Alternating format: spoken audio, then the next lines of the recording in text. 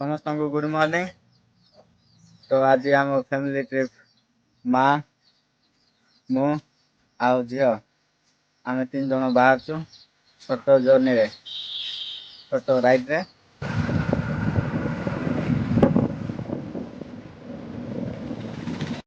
तो फाइनली आम अधा दूर पळाई आइलुनी। तो एते भी खरा नाई कि छाई नाई, मौसम पूरा ठंडा अच्छे पूरा शांत। मो झील गाई पल को देखी कहूचे बम्बो आउ जेसीबी को देखी कहूचे कम्प्लेन।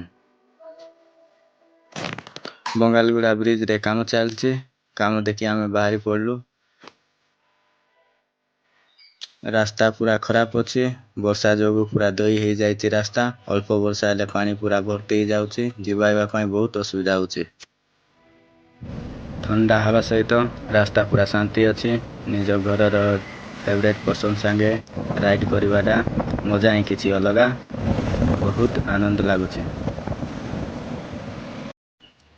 तो मुझे साई बोलूले देखली छेली पिला गोटे धरने भी बोली 80 ରୁ 100 घर लोग अछंती। बहुत सुंदर परिवेश अच्छे, शांति गाँ।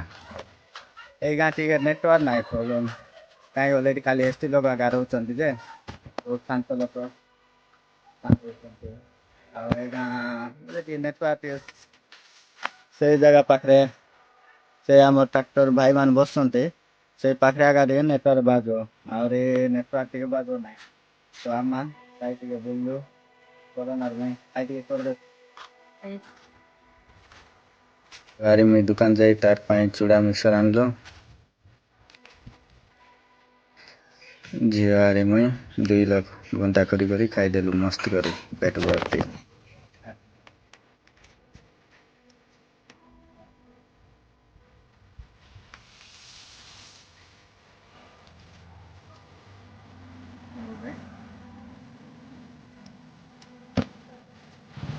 खाई सरी पूजा करी आम बाहरी पड़लु। सबको टाटा बाय बाय कर बाहरलु।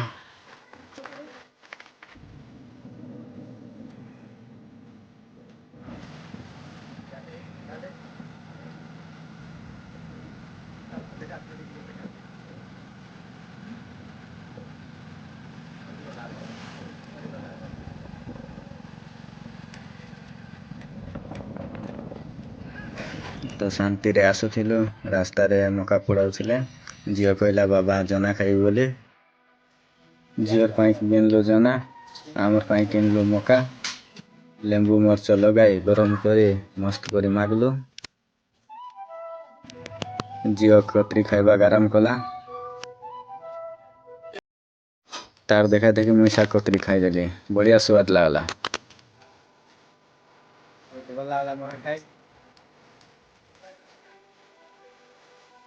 केते खाइछु देखो, टिकी आका खाइछु, टिकी आका। बहुत खुशी रे आम जर्नी और राइडटा पूर्ण होइछे। फाइनली आम घरे पहुंची गलु। क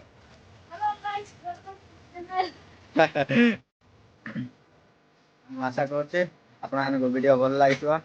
जदि वीडियो भल लागुछे लाइक शेयर कमेंट और सब्सक्राइब करबा को भूलंतु नहीं। देखा नेक्स्ट ब्लॉग रे। टाटा।